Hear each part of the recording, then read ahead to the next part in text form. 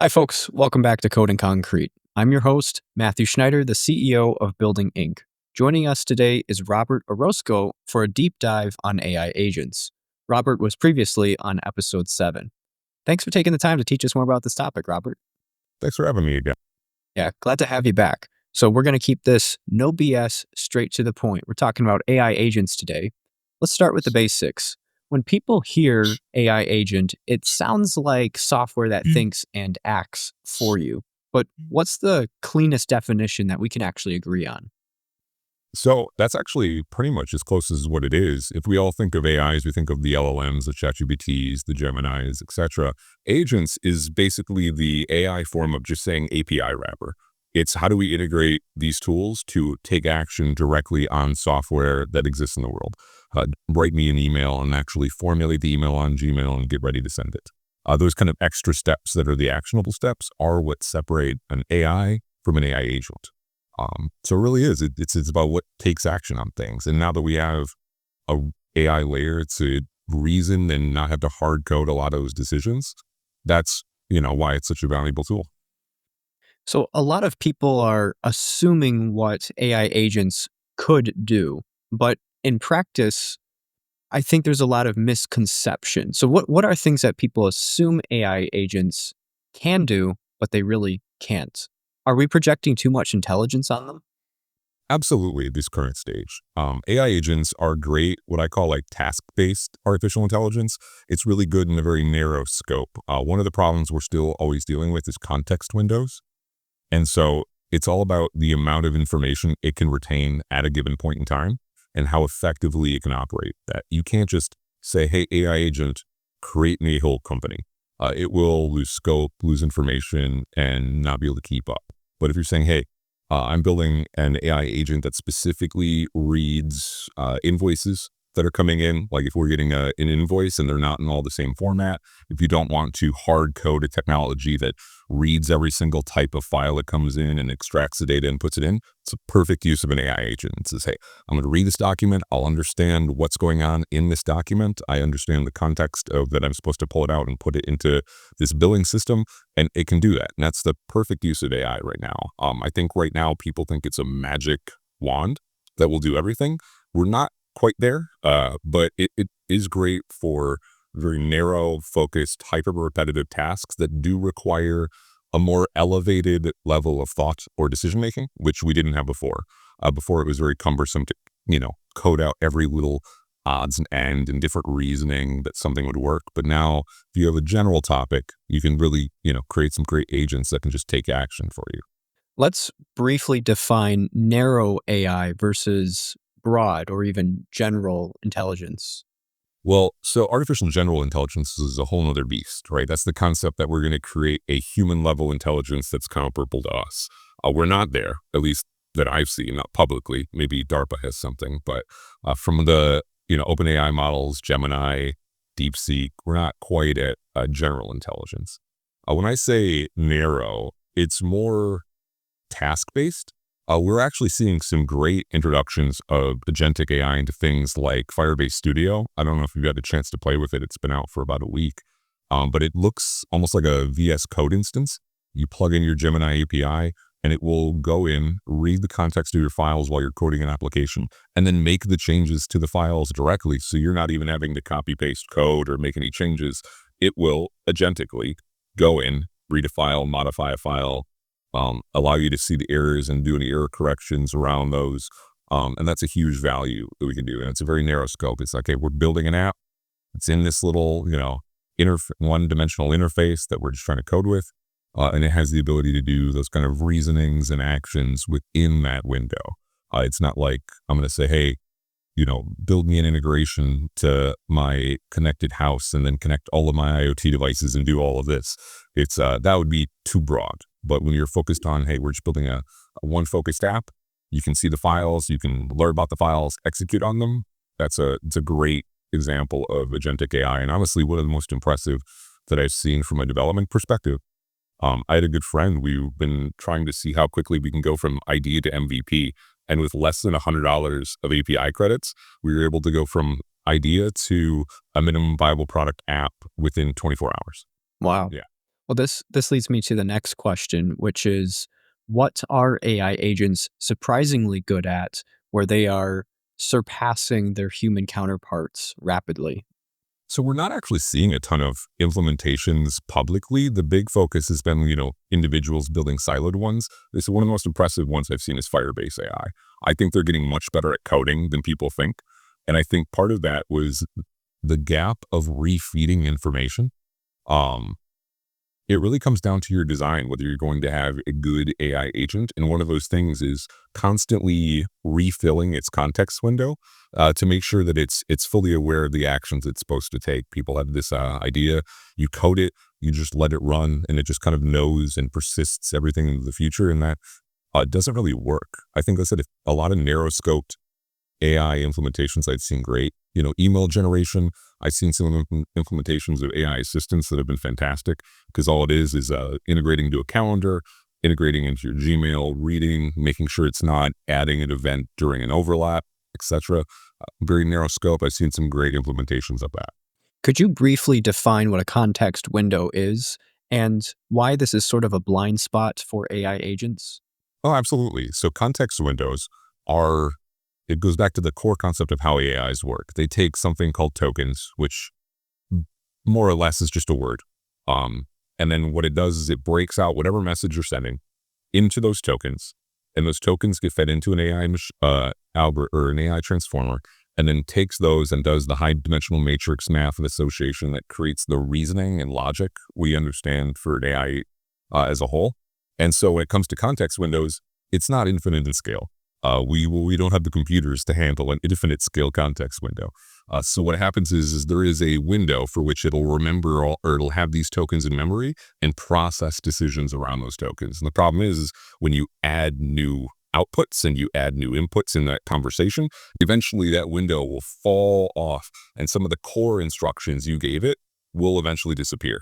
And so what the best implementation of AI agents has been reintroducing that context in the conversation as you're going along. I think most people have experienced like after a time there's a drift, it stops remembering core details, etc.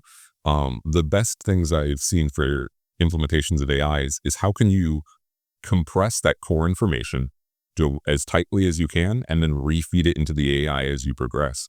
There's a great developer out of New York who's building a tool that will actually go into your application and then map out all of the interconnectivities of the files and applications as to say this function is used here, here, and here. This is used there. So if it ever tries to suggest a change, it now has that contextual reference in a very tight space that allows the AI to keep that core information while it's still progressing forward. Would this context window be applicable to an LLM like ChatGPT as well? And so Oh, when we absolutely. see the Yeah, little pop up that says memory updated, is that an instance of the window expanding? absolutely. So that's the big focus is more and more of the models are getting larger and larger context windows. I can't remember the exact numbers, but I believe ChatGPT 3 only had a context window of, I think, 50 to 100,000 tokens, whereas now we're in the category of 250,000 to millions, depending on the model you're using. And so that just says, hey, more information can be stored in my memory and processed as we're making these decisions. And so it's not perfect, and we haven't created a great way to have permanent memory. One of the things people, you always remember is that LLMs and the whole transformer concept is based on the human brain and how we think. And it was a coded version of how our brains work. And it doesn't quite have that permanent memory reference that's perfect to integrate back in. There's some work on that with using graph databases as parallel objects, things like that, but we're not quite there. So if we compare this to humans briefly, what how many tokens might a human brain have, roughly speaking, compared to artificial intelligence, just so that we can compare the memory capabilities of the two? Do you have a ballpark number for that? I don't know if I would, but one of the challenges we have to remember is our eyes are 6K in data volume, right? So what we have is we always have a 6K data feed. That's two of them. So we're also getting a depth perception. We're also getting the temperature, the time of day with our circadian rhythm, of how we're standing based on your inner ear. So we have a much greater context window, but we have a much greater amount of data inputs at once. It'd be like if you were trapped in a box and all you can get was a little slit, that was a little piece of paper, and you can only read it.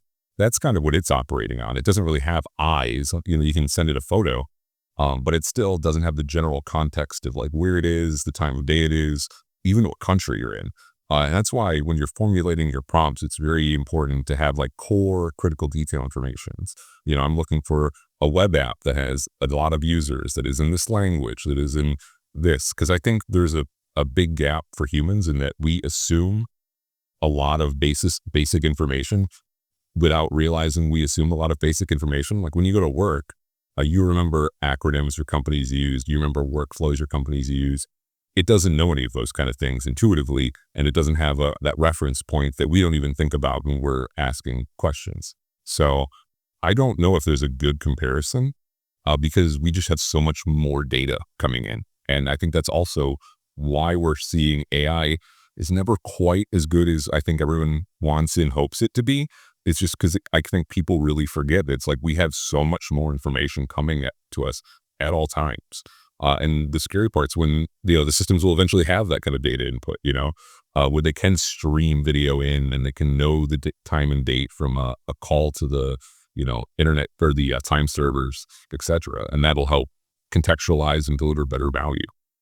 Let's shift the focus to business novelty versus utility. So, a lot of people are asking if they can build AI agents for their workflows or business.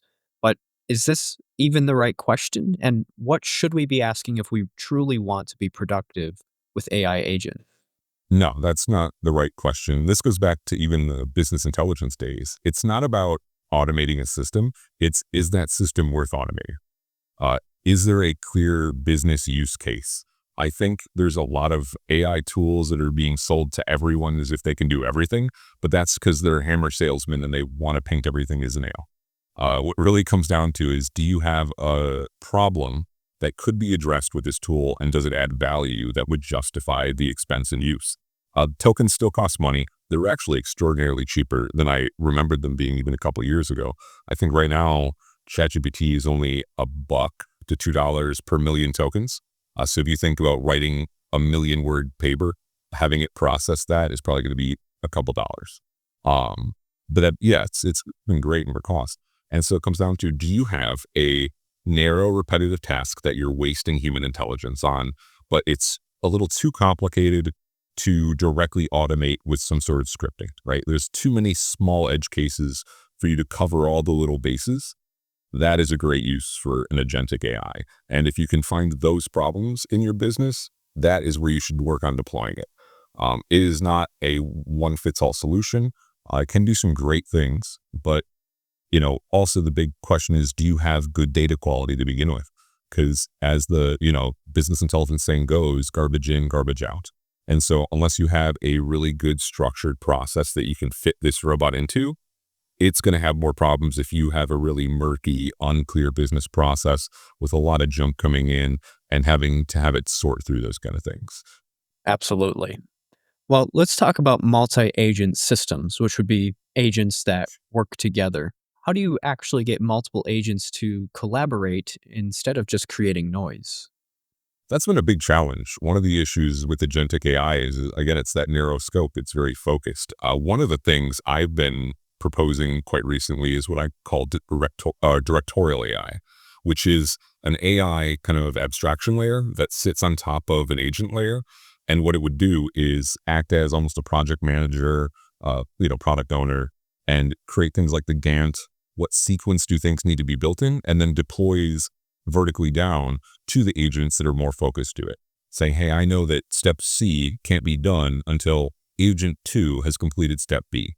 So it would then direct, hey, agent, go to this step, pause, agent C, build with these contexts of the information, whether that's function names, documents that have been created, processes that have been executed so far, and then transfer between it. But there's not a great infrastructure for passing information between. And again, it comes back to that same rolling context window problem. It's, you don't want to have one agent doing too much, because too wide of a breadth will make it unsure. It'll lose context. It'll make mistakes, and you'll have problems. You make it too narrow, it doesn't know what's going on around it, and it's not passing that critical data itself. And so I do think that we're going to start seeing directorial AIs pop up where it is the orchestra director, guiding each agent to the step that it needs to do and having that global scope, keeping that core information, and all its job is managing the individual agents and passing that information between. Right now, we haven't seen a great implementation of multi-agents working in tandem. You can see agents individually deploy across an organization focusing on their verticals, but having them work collaboratively has been a huge challenge. I have an impromptu question, but you work in both of these industries. Do you see any interesting or opportunistic collaboration between AI agents and Web3? Absolutely. We're actually, one of the greatest ones I've seen was the Eliza AI, where it's creating AI chatbots that interact actually on like things like Twitter. And they're all Web3 based, and they're actually funded through crypto exchanges. So, you're feeding the process of having these active agents. And I know they're working on integrations to, go into apps. So eventually you will tweet at an AI agent, say, hey, I want to order a pizza.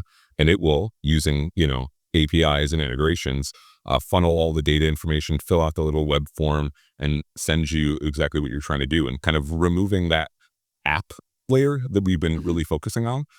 So we're already seeing some really cool use cases of it implemented. I think that it's going to grow more and more. One of the biggest values for AI with blockchain is tracking data inputs.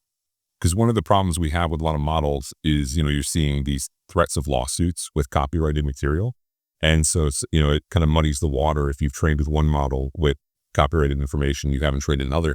So I think that we're going to see a lot of blockchain transactions tracking what data is used to train AIs. And that will drive a lot of value and security, saying, hey, listen, we know the information this was trained on. We can prove it, certify it. Here's the model output that is trained with authentic, but also trustworthy and legally cooperative data. Absolutely. Attribution. I think that's a great use case. One of the things that building is looking at. So as a final question, directed towards our listeners, if they wanted to integrate an AI agent into their work or life today, what are some guiding principles that you would offer to them to avoid the hype and actually be productive? Is this a repetitive task that I'm wasting a lot of time in? Is it relatively constrained? And do I need to know a ton of contextual information to understand it? And is it beneficial from a costing perspective? Is it cheaper to just pay someone, $10 an hour to work on this? Or is it something that would be worth paying a person to do? Because right now there's tons of implementations of agents, and a lot of them are failing purely because they're not bringing in clean data. There's not a clear scope of action. They don't know all the integrations and process flows. And if they can, and their implementations kind of crash and burn, and they kind of blame the AI. But it really comes back to, did you have a good business intelligence layer already built into your business? If you've, been a BI focused company for a number of years, this is going to be a great time for you, because you're going to be able to take a lot of those processes you've been building the understanding of and collecting the data for, and now you'll be able to act on them. Absolutely. Well, that's great advice, Robert. And that brings us to the end of the AI agent segment. Wasn't that short and sweet? No, I enjoyed it, man. Thank you for having me again. Well, absolutely. And for anyone who enjoyed Robert's insight or Coding Concrete in general, if you could leave a 5-star review on whatever platform you listen to, Spotify, Apple, or just a thumbs up on YouTube, we greatly appreciate that. It helps each and one of our guests that we have on to reach their target audience and helps the show grow as well. So thank you again, Robert, for jumping in to talk about AI agents today. Anytime. Talk to you soon.